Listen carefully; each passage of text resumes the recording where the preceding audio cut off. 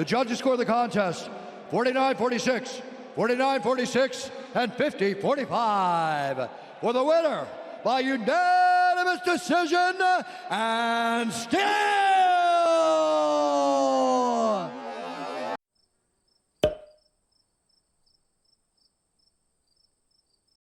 Middleweight.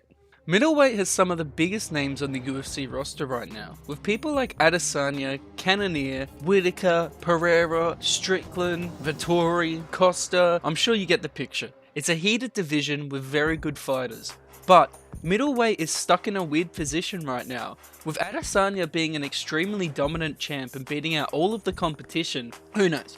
Maybe Pereira beats him and makes this entire video redundant. But with Adesanya beating out all the competition and sitting at the top, it feels like he's stuck in a spot where there are only a few other people in middleweight that look like they have a chance of beating him.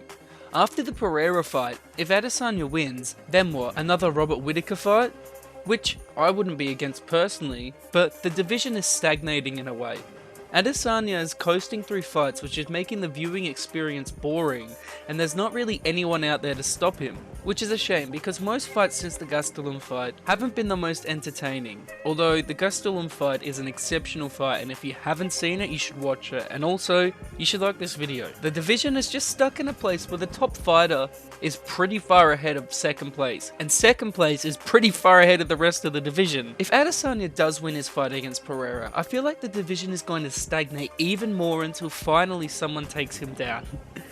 I have nothing against him as a fighter. In fact, personally, I think he's one of the best to ever enter the octagon. I'm not sure if he's one of the most entertaining to ever enter the octagon, but I would say he is one of the best. But the lack of competitiveness in the division and his last fights have made middleweight title fights some of the most boring and predictable fights in the UFC, with the exception of the upcoming Pereira fight, and the only reason that fight is unpredictable is because we've barely fucking seen Pereira inside of the octagon. If Pereira does win though, that would bring some massive much needed excitement to the middleweight division. All in all, for the amount of big names in the middleweight class, it just isn't as exciting as it should be. Let's hope something can happen soon to shake the division up.